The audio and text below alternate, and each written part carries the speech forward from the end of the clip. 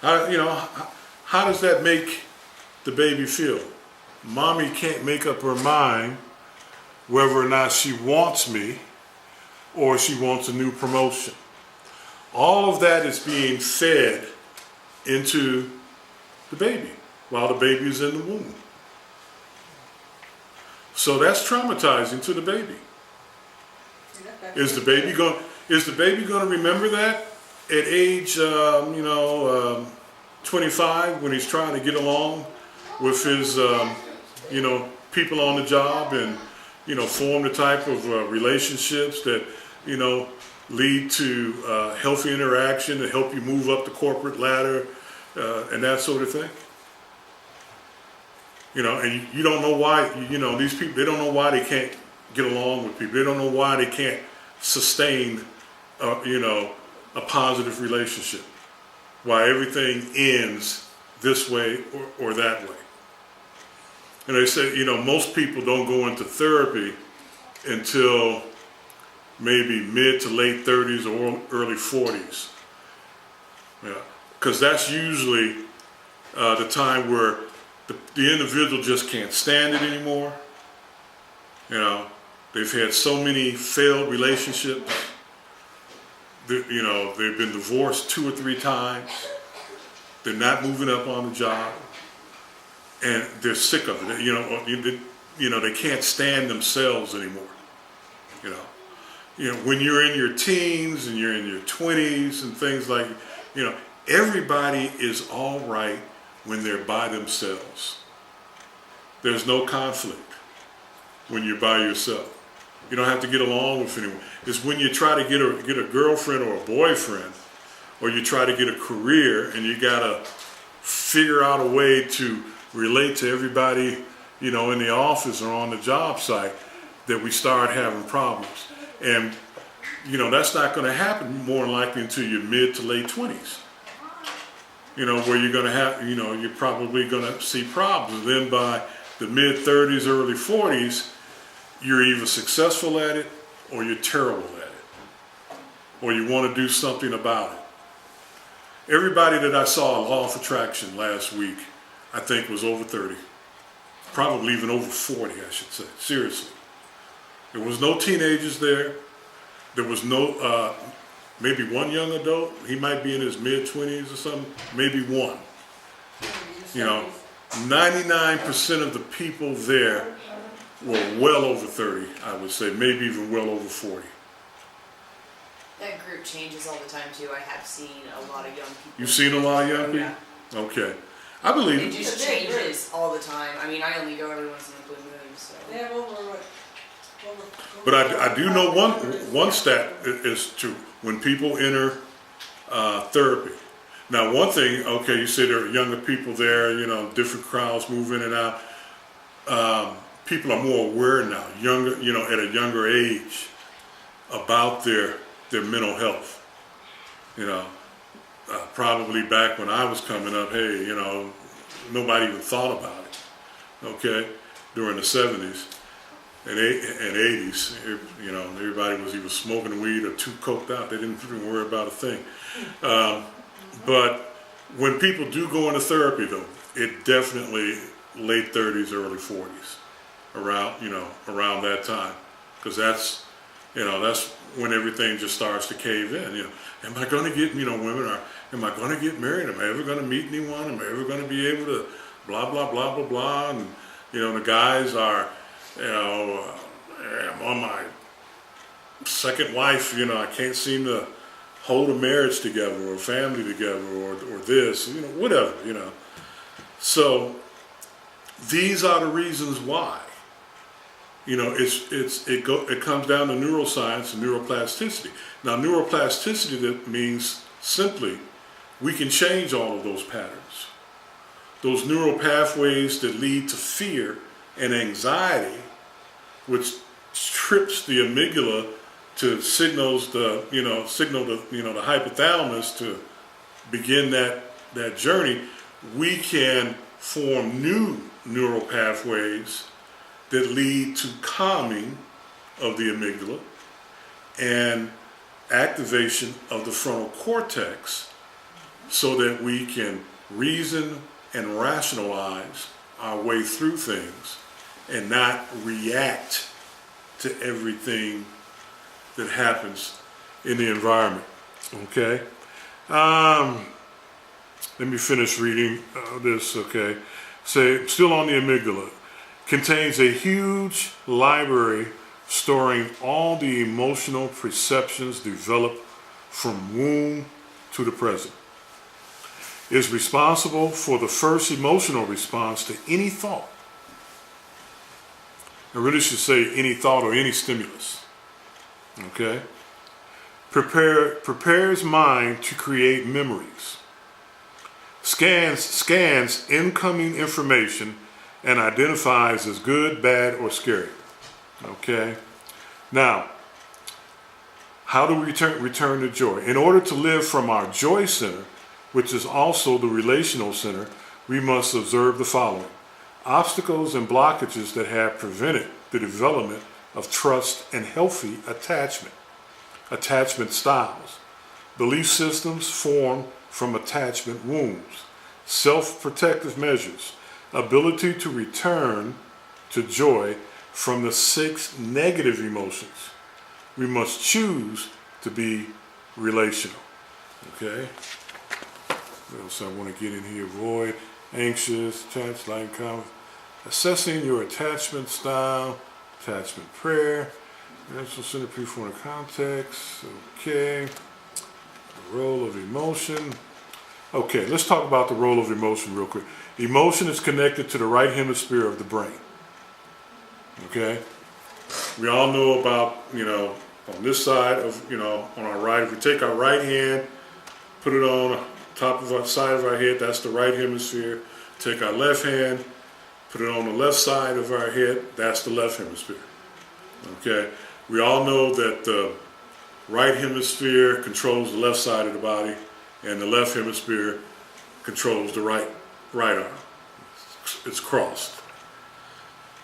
We also know, we talk about right brain individuals and left brain individuals. A right brain individual is someone who's going to be creative, artistic, musical, that sort of thing. A left brain individual will be someone who's going to be very calculating, good with numbers, a good thinker, someone who works, problem solver, that sort of thing. Facts, figures. So the emotional side of us is the right. That's the relational side. The left hemisphere, if I go through a detailed analysis of something, it's the left hemisphere that's going to pick that up and remember step 1, step 2, step 3 is this, step 4. The same concept, if I say, hey guys, everyone has a model in front of you. I want you to take that up. I want you to feel it. I want you to touch it. I want you to unscrew this, unscrew that, put this back together this way and put this back together. That's the right hemisphere. The right hemisphere learns by actually hands-on and doing it. Okay? The left hemisphere wants a lecture. They want what's step 1? What's step 2? That's me. I want step 1. I want step 2. I want step 3. And I want the final step. Okay? And then I'm going to go step 1. Turn this way. Okay? And step 2. Then I'm going to go through that. And then, then the right hemisphere catches up to the left with me. Okay, now I can do this, from the right. Or both, contributing information. When you're putting something together sometimes, you say, hey, that ain't right. That don't feel right. That's the right hemisphere. The right hemisphere remembers what it felt like when you had it just right. And so the right hemisphere sometimes say, hey, that ain't right. That don't even feel right. You go back and you do it again. And so maybe you say, okay, you go back to the left hemisphere and say, what was step 1 again? Okay, yeah, okay, I got that right. What was step 2? What was step 3? Oh, step 4. This is okay. Nah. Oh yeah, that's it. Yeah, I got it. You know. Right. You know. Now you've satisfied the right hemisphere. You finally got it. You know, everything the way it should be. Okay.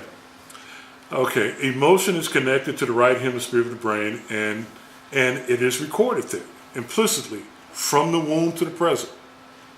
As parents interact with us in emotional events, we record their abilities and reactions. We need caretakers who are able to reconnect with us shortly following any negative incident.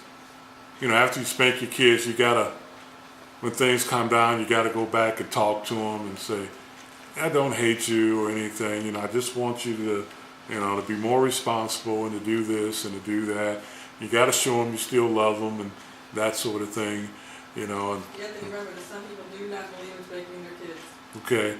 Some people, well, I didn't say you have a guilty conscience. Did I say spanking? I said a negative event, didn't I? No. Did you I thought you said spanking. Yeah, you said spanking. I said spanking? Maybe we just connect. We just Okay. I thought I said a Maybe negative that was event. the wellness telling us that connecting negative punishment with spanking. Yeah, Okay. Well, I guess giving away. We believe in spanking. You know. Or yelling or whatever, you know. all he has to do is yell. Or kids are. You know, so whatever, but it's funny, you know, you can't spank your kids anymore. But if they go out of the house and get in trouble with the police can beat them senseless. And that's okay. You know, they can tase them, they can beat the crap out of them. That's all right. But if you take a belt to their behind, you can go to jail for, you know, 8 to 20. I didn't make that up. I've been, you know, in Oklahoma that they're doing that to people. You know, Yes. you know, they tell them they can get 20, and the DA offers them the DA, you know, wants them to take a deal for 8. You know, Right. so I don't know about that. You know, that just seems to be kind of odd to me. You know, the police can beat the crap out of them, but you can't spank them on the bottom. You know, okay. You know, society is kind of whack to me lately, or whatever. But you know, those, you know, that's kind of, you know, the basics of structure. But I'm going to play this boring segment for you right now. But it's very good. You know, this is a great segment for the left brain. The right brain is not going to like it. Yeah. What was the spelling for the, what was the word? Amygdala? Okay. A-M-Y. Okay, I got it right here. Oh, she can spell. She's right brain spelling. Right, you know how to spell. Oh, there we go. AMYGDALA. AMYGDALA. Some people, you know, say, let's call it Amy. You might see in some books it might be called the diencephala in some books, but generally you can find it under amygdala. It's right here on the side, you know, deep in, and just no bigger than, you know, like an almond or your thumb. Not very big at all. You're going to see this, but let me pass this around, and you can see some of the parts on here.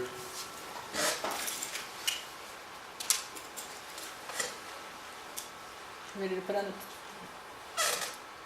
Whenever you're ready to aim it. Yeah, I'm ready. You can put it on the TV. You sure? Yeah, doesn't, because we're going to be listening to him.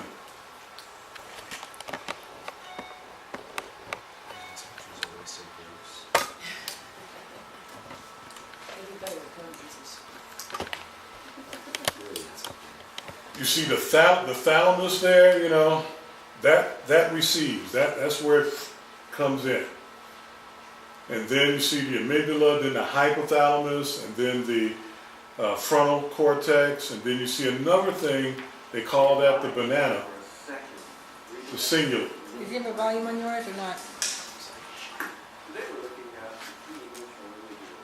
It has a lot of George Brits?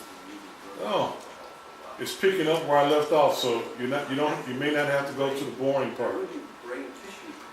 Do you want to rewind and test your volume?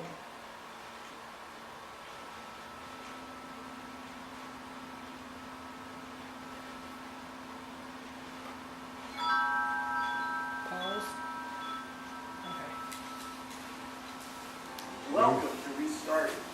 Turn it up. I'm glad that you're here with me. This week's topic is I can't, I'm trying to, it won't let me, And you remember there we go. my friend Jim Okay, see the Walker? volume control on the screen? For a second, Says I'm at 100%. No, on the video. I mean, I tried They that. were looking at it's low. the brain from below. This brain can really grow to alcohol for a while. You see it's shot full of holes. Now, if you actually looked at the brain, there would be brain tissue there. Oh, okay. What you're looking at is a lack of activity. That brain is not in use. After a year of sobriety, however, you will notice that there's a lot more of the brain working, but it's not the same as what you had if you have a normal, healthy brain. Sobriety doesn't give you back a normal brain. If you look at the brain from on top, you see there's also a bunch of holes that, after a year of sobriety, I want to go back to the beginning and it's not letting me. Okay. And just, Hold on, let me see. grab the screen.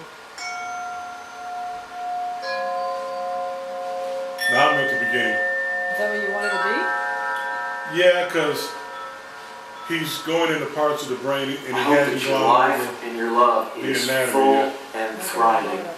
Bless you. This is Mr. Rogers' house.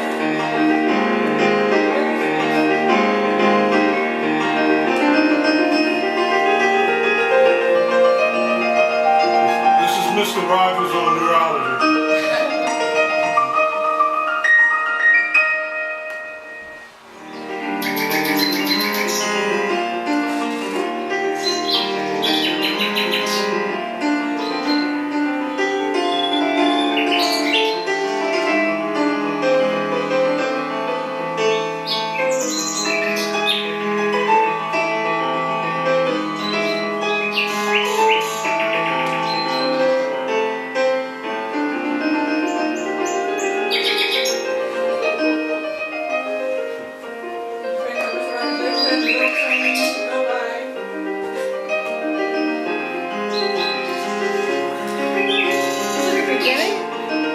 Daniel Ahmed, right? Have you heard about the Daniel Ahmed before? He's huge. A few years ago he was on PBS like crazy, talking about the brain.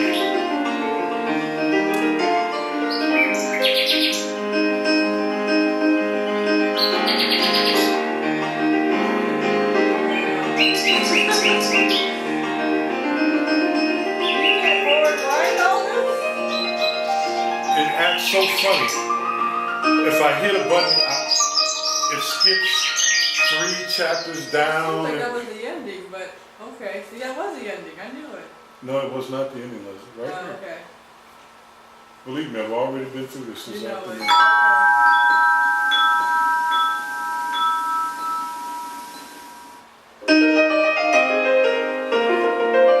You guys are gonna hate green leaves.